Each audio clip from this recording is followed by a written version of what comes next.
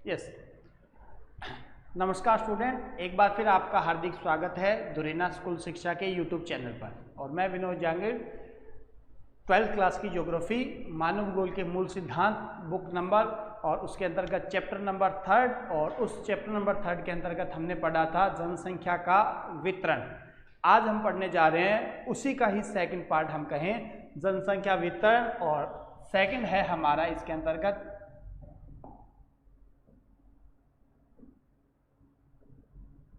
जनसंख्या घनत्व की। हमने चर्चा की थी ना कि इसी चैप्टर के अंतर्गत हम 3 अलग अलग टॉपिक हैं, उन 3 अलग अलग टॉपिक पर अलग अलग चर्चा करेंगे, जिसमें अब तक हम पढ़ चुके हैं जनसंख्या का वितरण। वितरण का क्या अर्थ था, वितरण को लेकर प्रभावित करने वाले कारक थे, तो वैसे जो क्वेश्चन बनते हैं उस पर हमारी चर्चा हो चुकी है। आज हमारा मेन टॉपिक है इसी चैप्टर के अंतर्गत, और वो है जनसंख्या का घनत्व। अब जनसंख्या जो घनत्व है, तो सबसे पहले इसमें आपको पूछा जाए तो सीधा सा इसका अर्थ बिल्कुल सिंपल सा है। पूछा जाए तो 1 नंबर का क्वेश्चन यहाँ से आसानी से बन सकता है कि जनसंख्या घनत्व आप किसे कहेंगे। तो इसमें जब आप थ्योरी में लिखोगे तब आप लिखते हो प्रति इकाई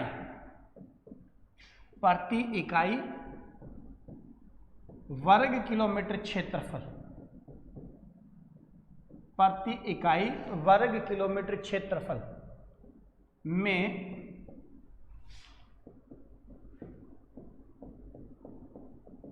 निवास करने वाले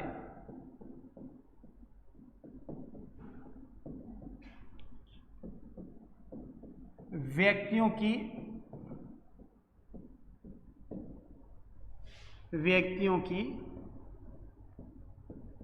कुल संख्या।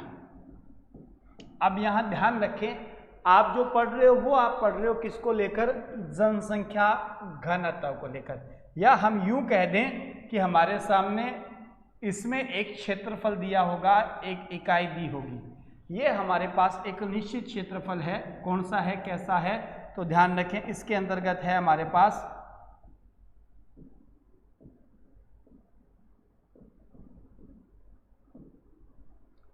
1 वर्ग किलोमीटर का, 1 वर्ग किलोमीटर। तो ये 1 वर्ग किलोमीटर का जो क्षेत्रफल है, उस 1 वर्ग किलोमीटर क्षेत्रफल में और निवास करने वाले जो भी जितने भी व्यक्ति हैं उन व्यक्तियों की कुल संख्या, यानी ये एक निश्चित इकाई होगी, निश्चित एरिया हो गया। इस निश्चित एरिया में निवास करने वाले जो व्यक्ति है उन व्यक्तियों की कुल संख्या है, उस कुल संख्या को आप कहोगे जनसंख्या घनत्व। और अगर आप अकेला ये पढ़ते हो, अकेला सिर्फ और सिर्फ आप पढ़ते हो घनत्व, तब आप क्या कहोगे, सेम यही परिभाषा है, बस थोड़ा सा चेंज हो जाएगा कि प्रति इकाई वर्ग किलोमीटर क्षेत्रफल में और मौजूद कोई भी द्रव्यमान है, कोई भी वस्तु है, उस द्रव्यमान उस वस्तु की जो कुल मात्रा है, कुल संख्या है, उस संख्या को आप क्या कहोगे, घनत्व। तो यानी एक साथ 2 अलग अलग परिभाषाएं, जनसंख्या घनत्व अलग होगा, घनत्व अलग होता है। घनत्व का मतलब होता है 1 इकाई वर्ग किलोमीटर क्षेत्रफल में मौजूद, ये एरिया हो गया, ये क्षेत्रफल हो गया, इस इकाई वर्ग किलोमीटर क्षेत्रफल में मौजूद कोई भी द्रव्यमान है, कोई भी वस्तु, उसकी जो मात्रा है, उस मात्रा को हम कहते हैं, तो वो होता है घनत्व। और इसी इकाई वर्ग किलोमीटर क्षेत्रफल में निवास करने वाले क्या होंगे, व्यक्ति होंगे। तो जो ये व्यक्ति हैं उन व्यक्तियों की संख्या है, उस संख्या को कहा जाए तो वो संख्या कहलाती है हमारा जनसंख्या घनत्व। तो इतना तो ये ध्यान रखें। अब इसी जनसंख्या घनत्व को लेकर हम चर्चा करते हैं, तो इसके अंतर्गत हमारा नेक्स्ट पार्ट वो क्या होगा, वो देखें कि जनसंख्या जो घनत्व है, तो उस जनसंख्या घनत्व में हम आगे क्या देखेंगे। तो जनसंख्या घनत्व में आप क्या देखोगे, इसमें आपकी बुक के अंतर्गत कुछ छोटे छोटे सूत्र दिए हुए हैं, आपकी बुक के अंतर्गत कुछ छोटे छोटे सूत्र दिए हुए हैं। अब उन सूत्र से भी क्वेश्चन बन सकता है किसी भी प्रकार का, बिल्कुल सिंपल से है। जैसे नंबर 1,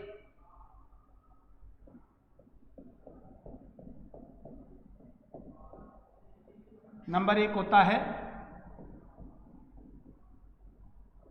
गणितीय घनत्व। नंबर 1 आपका दिया मिलेगा गणितीय घनत्व। अब इस गणितीय घनत्व का मतलब है क्या होगा,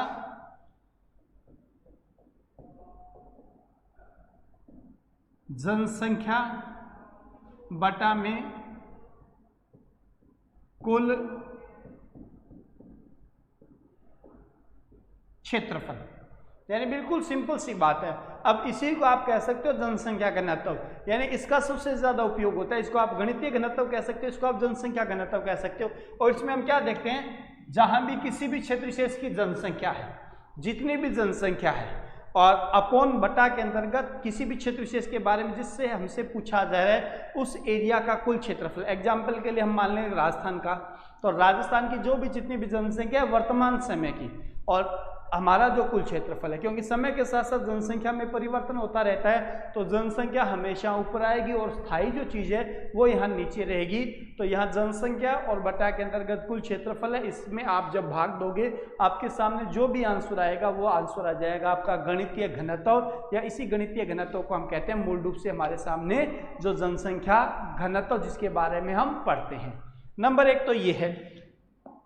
नंबर 2 आपके सामने मिलेगा आपको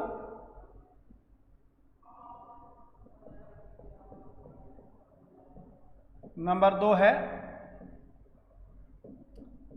आर्थिक घनत्व।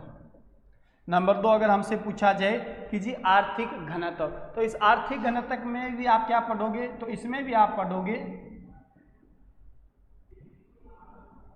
जनसंख्या अपॉन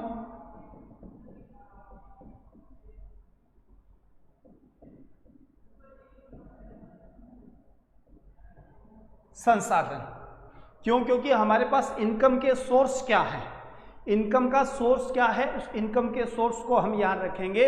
तो गणितीय घनत्व में तो हमने कह दिया जनसंख्या बटा में क्षेत्रफल था। आर्थिक इनकम की बात है तो जनसंख्या रहेगी, और हमारे सामने जो विकल्प है, विकल्प क्या है, संसाधन है, जिन संसाधनों के द्वारा हम क्या कर रहे हैं, कहीं भी किसी भी क्षेत्र विशेष से और आय प्राप्त कर रहे हैं। तो आर्थिक घनत्व में आप सूत्र लिखोगे तो बिल्कुल सिंपल सा है, वो ध्यान रखना, वो होगा आपका आर्थिक घनत्व और बराबर में जनसंख्या बटा में संसाधन। नंबर नेक्स्ट के अगर हम देखें, नंबर 3 आपके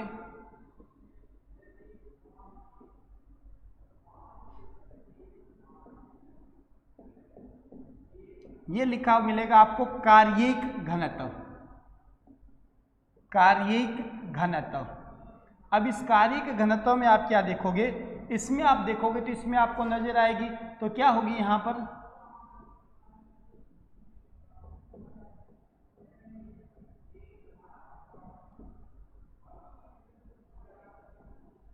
जनसंख्या तो है ही, जनसंख्या तो आपके सामने है ही, यहां पर जनसंख्या है, और अपॉन यहां क्या करोगे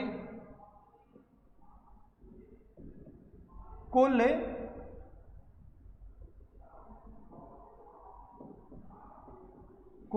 कृषि क्षेत्रफल,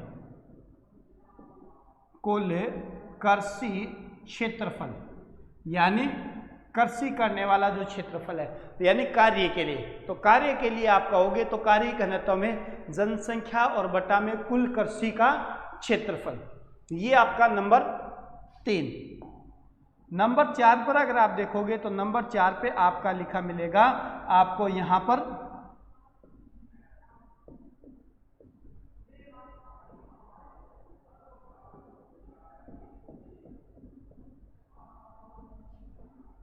कृषि घनत्व। यहाँ पर आपके नेक्स्ट है कृषि घनत्व।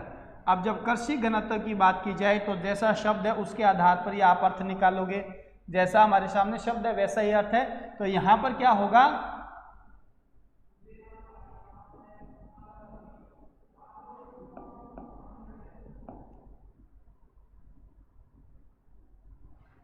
कृषि घनत्व, तो उस कृषि घनत्व के अंतर्गत देखेंगे तो यहां पर आपको नजर आएगा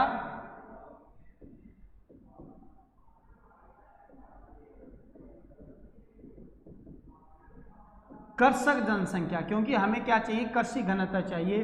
तो यहां कर्षक जनसंख्या, कृषि करने वाली जनसंख्या और बटा के अंतर्गत कुल कृषि क्षेत्रफल, कुल कृषि क्षेत्रफल। तो यानी यहां पर कृषि घनत्व में आप कहोगे तो कर्षक जनसंख्या होगी कृषि करने वाली, और कुल कृषि का जो क्षेत्रफल है वो कुल कृषि क्षेत्रफल। और एक नंबर 5 पर आपका एक और दिया हुआ है, नंबर 5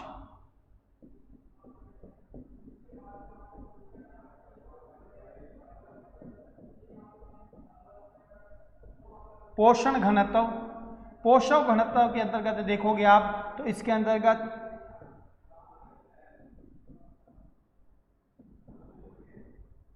जनसंख्या अपोन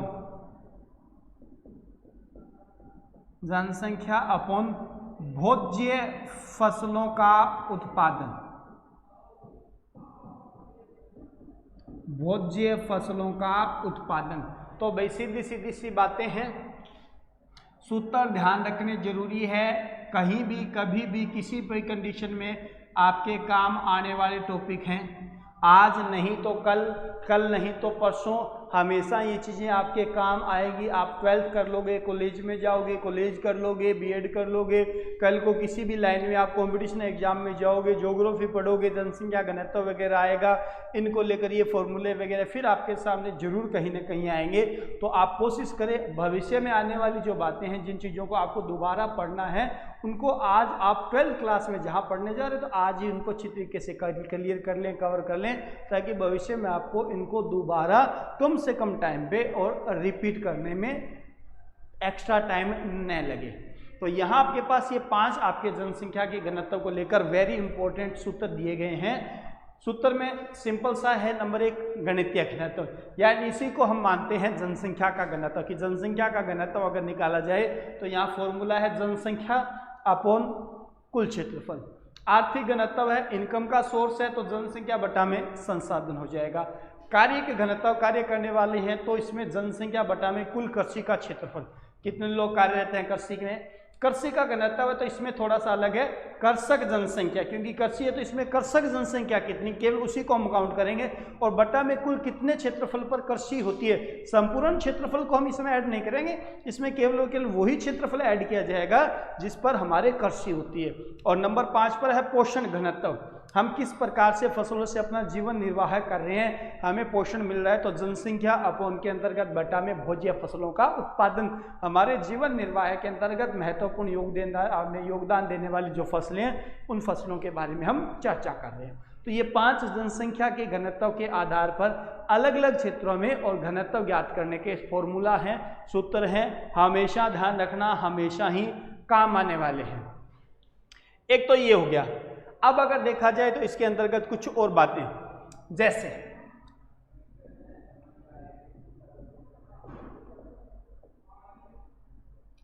जनसंख्या घनत्व की हम बात कर रहे हैं, और जनसंख्या घनत्व की अगर आप बात कर रहे हैं तो किसमें, संपूर्ण विश्व के अंतर्गत। अब आप सीधा सा यहां थ्योरिकल अगर हम बात करें तो हमें भी पता है कि संपूर्ण विश्व में जनसंख्या का वितरण समान नहीं है, ये हमने बातें पढ़ी है। और जनसंख्या का वितरण समान नहीं है तो इस आधार पर हम ये भी निष्कर्ष निकाल सकते हैं कि जनसंख्या का जो घनत्व है, उस घनत्व में भी आप क्या देखोगे, अलग अलग स्थानों पर आप क्या देखोगे, भिन्नताएं देखोगे। कहीं जनसंख्या का घनत्व आपको औसत रूप से ज़्यादा मिलेगा और कहीं आपको काफ़ी कम भी मिलेगा। इसमें कुछ आंकड़े हैं, कुछ तथ्य हैं। जैसे संपूर्ण विश्व की बात की जाए और संपूर्ण विश्व में आप जनसंख्या घनत्व देखते हो तो यहां पर एक रिपोर्ट है 2015 की, आपकी जो बुक है, बुक में दिए गए आंकड़े हैं। यहाँ पहले एक बात और बता दूं, टाइम के साथ साथ जैसे जैसे नई बुक आती है हर साल, उसमें अगर आंकड़ों को लेकर कोई संशोधन होता है तो उस बात को जरूर ध्यान रखिए। अब तक जहां हम पढ़ रहे हैं तो हमारे पास जो आंकड़े हैं वो पीछे के आंकड़े हैं। भविष्य के अंतर्गत जो भी नई बुक आती है प्रिंट होकर, उसमें अगर कुछ आंकड़ों में परिवर्तन होता है, तब्दीली देखने को मिलती है, तो उसको आप जरूर फॉलो करें, क्योंकि जो बनने वाले क्वेश्चन होंगे आंकड़ों को लेकर तो वो उस समय के आधार पर ही आपसे पूछे जाएंगे। जो लेटेस्ट आपके पास से बुक का संस्करण है, प्रकाशन है, उसको आप आधार मानेंगे। 2 साल 5 साल पुरानी जो बुक है, उस बुक को आप आधार यहाँ नहीं मान सकते। तो नवीनतम अगर आंकड़े होते हैं या सेम डाटा भी रहते हैं तो भी आपको एक बात चेक करना है कि आपके पास नई बुक हो। ये नहीं है 2 साल 4 साल पुरानी बुक है उसको आप पढ़ रहे, हाँ थ्योरी बातें उसमें सारी ठीक है, आंकड़ों को लेकर विशेष थोड़ा सा ध्यान रखना है आपको। तो 2015 के आधार पर क्या माना गया कि संपूर्ण विश्व के अंतर्गत जनसंख्या का औसत घनत्व है तो वो कितना है, 47 है। और 47 भी आप क्या लिखोगे, 47 कैसा, व्यक्ति प्रति वर्ग किलोमीटर। ध्यान रखना जनसंख्या घनत्व जब भी आप लिखते हो तो यहाँ ये पूरा लिखा जाता है कि 47 तो हो गया, किंतु है क्या वो आप पूरी लाइन में लिखोगे 47 व्यक्ति है प्रति वर्ग किलोमीटर क्षेत्रफल है उस पर ये निवास करें। तो ये तो 2015 का आंकड़ा है संपूर्ण विश्व के बारे में, किंतु अभी भी हमें पता है कि अलग अलग क्षेत्रों में जनसंख्या घनत्व में आपको भिन्नताएं देखने को मिलती है, जिसमें जैसे आपके बुक के अंतर्गत दिया मिलेगा आपको एक जगह, एक स्थान, एक देश, सिंगापुर, जिसमें आप देखोगे 7,797 व्यक्ति प्रति वर्ग किलोमीटर। यानी विश्व में अगर देखा जाए तो जैसे सिंगापुर जैसा देश है तो उस देश के अंतर्गत यही एवरेज यानी 1 वर्ग किलोमीटर क्षेत्रफल में निवास करने वाले व्यक्ति है, तो उन व्यक्तियों की संख्या है उसका जनसंख्या घनत्व आंकड़ों के अंतर्गत देखोगे तो वो लगभग है 7,797 व्यक्ति अपने प्रति वर्ग किलोमीटर। यहीं पर अगर आप देखोगे तो कुछ भाग जिसमें जैसे ध्रुवीय प्रदेश है, ध्रुवीय प्रदेश है, या हम यूं कह दें कि बर्फ से ढके हुए भाग हैं, ठंडे प्रदेश हैं, उन प्रदेशों के अंतर्गत आप देखोगे तो वहां जनसंख्या का घनत्व आपको एक व्यक्ति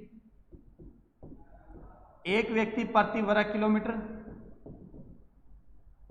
या कहीं कहीं आपको क्या मिलेगा 0 व्यक्ति प्रति वर्ग किलोमीटर भी देखने को मिलेगा। क्यों? क्योंकि ऐसे ऐसे क्षेत्र विशिष्ट मिलेंगे संपूर्ण पृथ्वी पर जहां पर मनुष्य के निवास के लिए दशाएं है नहीं, बिल्कुल विपरीत परिस्थितियां हैं, मनुष्य चाहने के बावजूद भी उन क्षेत्रों पर निवास नहीं कर सकता।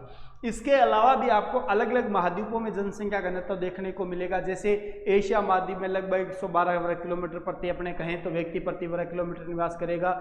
यूरोप में अलग होगा, उत्तरी अमेरिका में अलग होगा, दक्षिण अमेरिका में अलग होगा, ओशिनिया यानी ऑस्ट्रेलिया महाद्वीप उसके आसपास के द्वीप हैं उन पर जनसंख्या का घनत्व देखोगे तो काफी कम देखने को मिलेगा। तो ये कुछ आंकड़े हैं 2015 की रिपोर्ट के आधार पर संपूर्ण विश्व में जनसंख्या का औसत जनसंख्या घनत्व 47 व्यक्ति प्रति वर्ग किलोमीटर। वहीं सिंगापुर देश के बारे में लिखा मिलेगा तो 7,797 व्यक्ति प्रति वर्ग किलोमीटर। फिर उसके बाद ध्रुवीय प्रदेश, ठंडे प्रदेशों में, हिम आच्छादित प्रदेशों में वहां पर जनसंख्या घनत्व अगर आप देखोगे तो 1 व्यक्ति प्रति वर्ग किलोमीटर, या कई जगह सीधी सी बात है तो जनशून्य प्रदेश भी आपको देखने को मिलेंगे। इसके बाद अगर हम चर्चा करते हैं तो संपूर्ण विश्व के अंतर्गत इसी जनसंख्या घनत्व के वितरण क्षेत्र,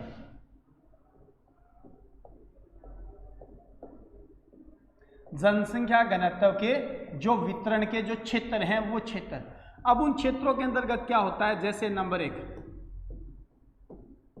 अति सघन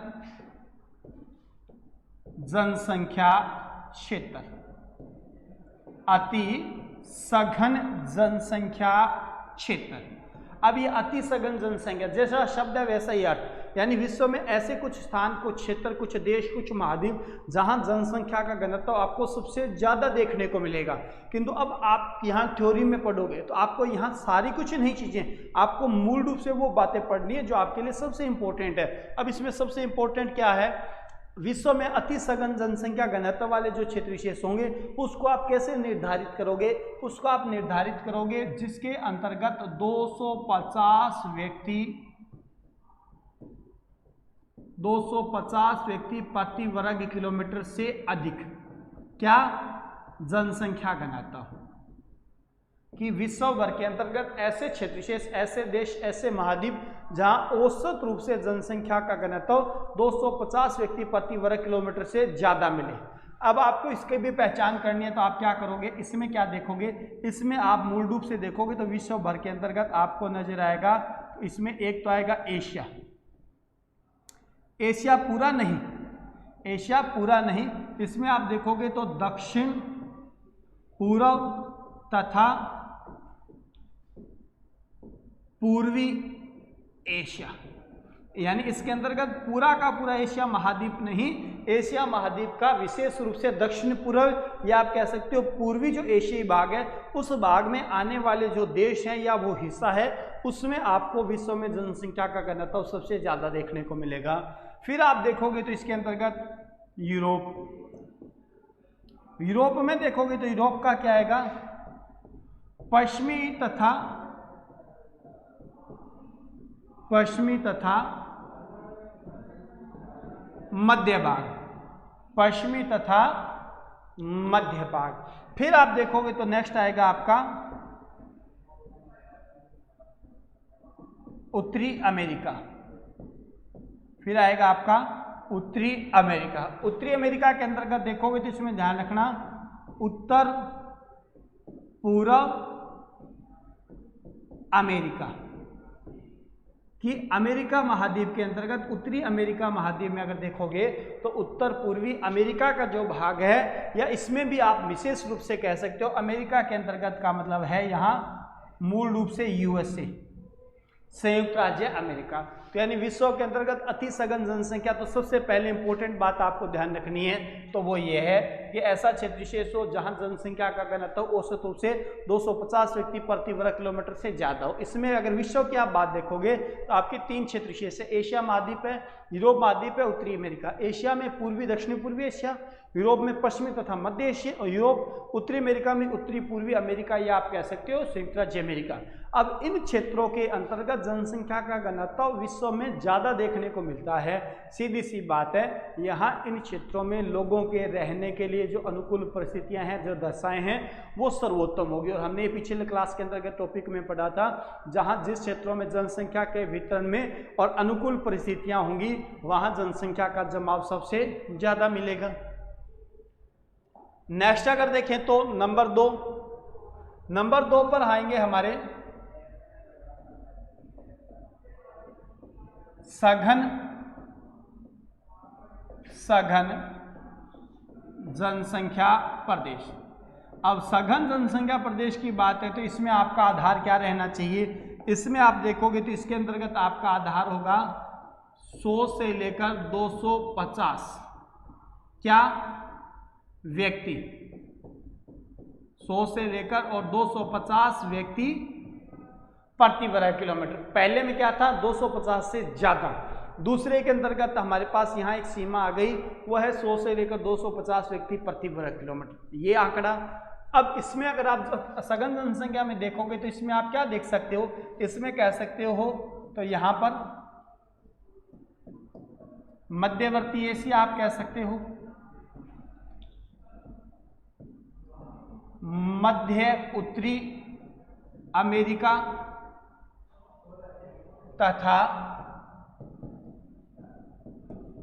दक्षिण अमेरिका, ये जो महाद्वीप है उन महाद्वीपों के अंतर्गत आप सघन जनसंख्या क्षेत्र विशेष है उनकी पहचान कर सकते हो, जिसमें 100 से लेकर 250 व्यक्ति प्रति वर्ग किलोमीटर तक का क्षेत्रफल आएगा।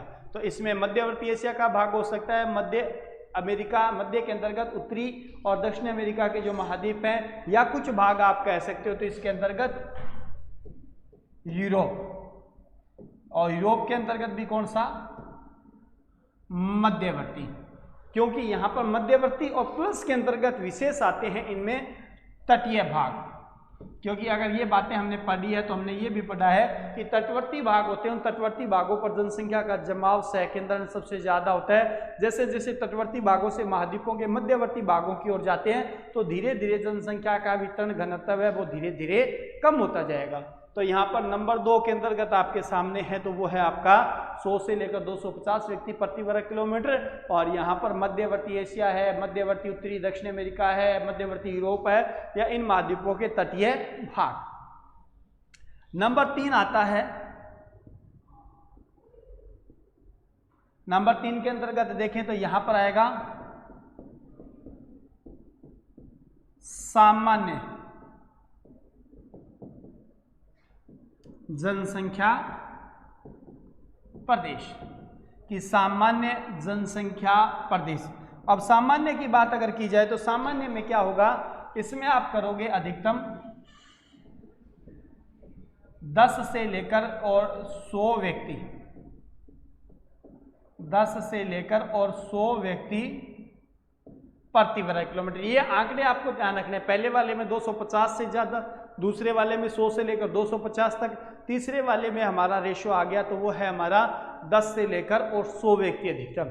अब इनके अंतर्गत सामान्य के अंतर्गत देखी जाए तो इसके अंतर्गत क्या आता है? इसमें आप देखोगे तो इसमें आएगा जैसे विश्व में ऐसे कुछ भाग हो जहां पर आप कृषि तो करेंगे किंतु कृषि कैसी होगी? अस्थायी, या तो अस्थायी कृषि हो, या वहां पर क्या हो, वानिकी हो, पेड़ पौधे वगैरह उनको लगाना, या आप कह सकते हो वहां पर क्या हो, पशुचारण जैसा कार्य।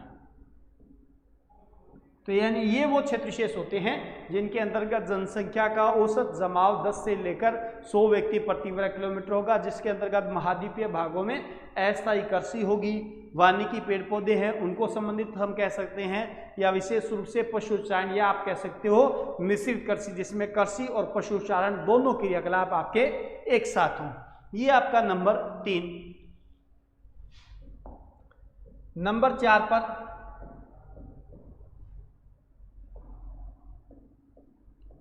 कम जनसंख्या प्रदेश। कम जनसंख्या प्रदेश, अब कम आ गया तो कम का सीधी सी बात है, तो यहां पर हमने देखें तो इसके अंतर्गत सीधी सी है 1 से लेकर और 10 व्यक्ति प्रति वर्ग किलोमीटर, 1 से लेकर और 10 व्यक्ति प्रति वर्ग किलोमीटर। इसमें आप देखोगे तो इसमें आपको मूल रूप से मिलेगा अफ्रीका महाद्वीप का उत्तरी तथा मध्यवर्ती भाग, या इसमें हम कह सकते हैं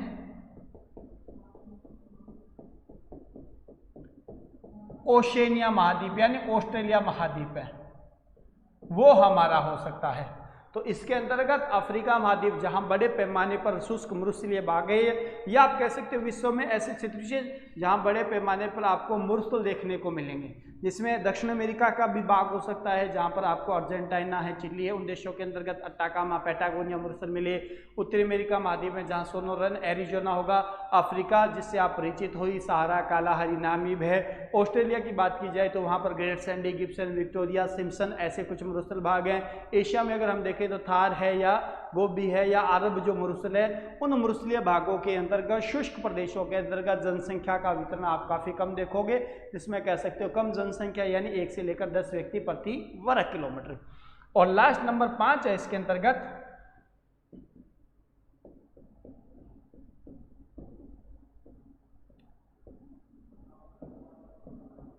विरल जनसंख्या प्रदेश। विरल जनसंख्या प्रदेश, अब विरल की बात आ गई तो इसमें आप क्या करोगे, एक व्यक्ति प्रति वर्ग किलोमीटर से कम। अब ऐसा कोई क्षेत्र विशेष हो जहां ज्यादा से ज्यादा कोई एक व्यक्ति हो, तो इसका मतलब हो सकता है वो बहुत ही मुश्किल क्षेत्र विशेष होंगे, जिसमें उच्च तापमान जैसी दशाएं होंगी, या बहुत ज़्यादा निम्नतम तापमान होगा, या किसी भी प्रकार की प्रतिकूल परिस्थितियां वहां आप देख सकते हो जो मनुष्य के निवास के लिए किसी भी प्रकार से अनुकूल नहीं है। तो ये है आपका विरल। अब जो हमने पढ़ा है उस पर एक बार के लिए सीधी सीधी हम चर्चा करेंगे। जो आपने अब तक पढ़ लिया उसको हम रिपीट करेंगे ताकि आप इस पॉइंट को अच्छी तरीके से समझ सकें। पॉइंट था हमारा जनसंख्या का घनत्व। घनत्व में हमने पढ़ा है इसका अर्थ कि जनसंख्या घनत्व आप किसको कहोगे, तो प्रति इकाई वर्ग किलोमीटर क्षेत्रफल में निवास करने वाले व्यक्तियों की, यहाँ इस लाइन को ध्यान रखने, व्यक्तियों की संख्या है उस संख्या को हम कहेंगे तो वो होगा जनसंख्या का घनत्व। मैंने साथ साथ एक दूसरा शब्द कहा था, अगर आप अकेला घनत्व पढ़ते हो तो मैंने कहा था सेम फॉर्मूला है, एक इकाई वर्ग किलोमीटर क्षेत्रफल में मौजूद कोई भी द्रव्यमान, कोई भी वस्तु की मात्रा, तब आप उसको कहोगे घनत्व। अकेला अगर घनत्व होता है तो कोई भी द्रव्यमान, कोई भी वस्तु उसकी मात्रा होगी। जनसंख्या घनत्व होता है तब आप वहां क्या कहोगे, व्यक्ति का नाम दोगे। फिर हमने पढ़ा था कि जनसंख्या के घनत्व के आधार पर, या हम कहें घनत्व के अंतर्गत आने वाले कई सारे सूत्र। नंबर 1 था गणितीय, या जिसको हम जनसंख्या घनत्व कहते हैं, जनसंख्या बटा में कुल क्षेत्रफल। आर्थिक घनत्व जनसंख्या बटा में संसाधन। कार्य घनत्व जनसंख्या बटा में कुल कृषि क्षेत्रफल। कृषि घनत्व कृषक जनसंख्या बटा में कुल कृषि क्षेत्रफल। पोषण घनत्व जनसंख्या बटा में भोज्य फसलों का उत्पादन। तो यानी ये सारे शब्द आपको ध्यान रखने हैं। फिर हमने कहा कि विश्व के अंतर्गत जनसंख्या घनत्व को लेकर आपके आंकड़े हैं, उन पर मैंने यहाँ बोल भी दिया था। टाइम के साथ साथ इन आंकड़ों में परिवर्तन होता है, फिर भी आप ध्यान रखें। तो 2015 के आधार पर माना जाए तो संपूर्ण विश्व का औसत जनसंख्या घनत्व यहाँ दिया हुआ है, तो लगभग 47 व्यक्ति प्रति वर्ग किलोमीटर। सिंगापुर जैसे देश के अंतर्गत तो लगभग 7,797 व्यक्ति प्रति वर्ग किलोमीटर। वहीं विश्व में ध्रुवीय प्रदेश, शुष्क मरुस्थलीय भागों में या विपरीत परिस्थितियों वाले क्षेत्रों में 1 व्यक्ति प्रति वर्ग किलोमीटर या जनशून्य प्रदेश भी आप देखेंगे। फिर हमने पढ़ा है विश्व के अंतर्गत जनसंख्या वितरण घनत्व के क्षेत्र। यहाँ घनत्व की बात है तो अति सघन जनसंख्या, लाइनें ध्यान रखना, हमने कहा है इसके अंतर्गत आंकड़ा आपका होना चाहिए तो लगभग 250 व्यक्ति प्रति वर्ग किलोमीटर से ज़्यादा होगा, जिसमें एशिया, यूरोप और उत्तरी अमेरिका महाद्वीपों के कुछ भाग आएंगे, संपूर्ण भाग नहीं होगा, कुछ हिस्से होंगे जिसके अंतर्गत घनत्व आप ज़्यादा से ज़्यादा देखोगे। नंबर 2 की हमने बात की है तो अति सघन के बाद सघन क्षेत्र, जिसमें हमारे पास आंकड़ा है लगभग 100 से लेकर 250 व्यक्ति प्रति वर्ग किलोमीटर, और यहाँ इसके अंतर्गत भी इन महाद्वीपों के भी कुछ भाग। तीसरा था सामान्य। सामान्य में हमने चर्चा की थी तो लगभग 10 से लेकर और 100 व्यक्ति प्रति वर्ग किलोमीटर। इसमें आप आधार मान सकते हो, अस्थायी कृषि होगी, वानिकी होगी, पशुचारण हो गया, ऐसे कुछ कार्य क्रियाकलाप। फिर नंबर 4 पर था हमारा कम जनसंख्या वाला भाग, तो इसमें हमने कहा है 1 से लेकर और 10 व्यक्ति प्रति वर्ग किलोमीटर, और इसके अंतर्गत महाद्वीपों में विशेषकर अफ्रीका महाद्वीप, ऑस्ट्रेलिया महाद्वीप के कुछ भाग। विरल जनसंख्या की बात थी तो ऐसे क्षेत्र जहां अधिक से अधिक जनसंख्या घनत्व कितना होगा, 1 व्यक्ति प्रति वर्ग किलोमीटर, या हमने लिखा है 1 व्यक्ति प्रति वर्ग किलोमीटर से कम। तो ये आपका है चैप्टर नंबर 3 का एक पार्ट, जनसंख्या का घनत्व, जिसमें जनसंख्या घनत्व, विश्व के अंतर्गत घनत्व से संबंधित आंकड़े और विश्व भर के अंतर्गत जनसंख्या घनत्व को लेकर, और ये अलग अलग क्षेत्र। इसके बाद हमारी नेक्स्ट क्लास के अंतर्गत हम पढ़ेंगे जनसंख्या वृद्धि क्या होगी, इसको हम कैसे ज्ञात करेंगे, जनसंख्या वृद्धि है उस वृद्धि के अंतर्गत अलग अलग समय में क्या परिवर्तन हुए, फिर जनसंख्या वृद्धि के कारण क्या रहेंगे, जनसंख्या वृद्धि की समस्याएं क्या रहेंगी। उसके बाद लास्ट में एक टॉपिक होगा जनसंख्या का संक्रमण का सिद्धांत, क्या होगा, कैसे होगा, जिसको हम जनांकीय संक्रमण सिद्धांत भी कहते हैं। वेरी वेरी वेरी इंपॉर्टेंट रहने वाला होगा वो टॉपिक हमारा। तो उम्मीद है पिछला क्लास थी इसी की पार्ट का ही, वो आपने अच्छी तरीके से देखी पढ़ी। जो भी छोटे या बड़े जैसे भी क्वेश्चन बने हैं उन क्वेश्चनों पर चर्चा कर रहे हैं। इसी प्रकार से यहाँ भी हमने चर्चा की है, इनसे बनने वाले जो भी जैसे भी क्वेश्चन हैं सभी क्वेश्चनों को हम आधार मानते हुए पढ़ रहे हैं। तो इनको आप देखें, इसी प्रकार का कोई डाउट हो तो आप साथ साथ कमेंट करें, उनके आधार पर हम फिर इसके अंतर्गत कुछ और परिवर्तन करेंगे, ज़रूरत होगी तो, अन्यथा शायद पढ़े भी नहीं जरूर। तो स्टूडेंट्स जल्दी मिलते हैं फिर इसी चैप्टर की नेक्स्ट क्लास में, तब तक के लिए अलविदा, धन्यवाद।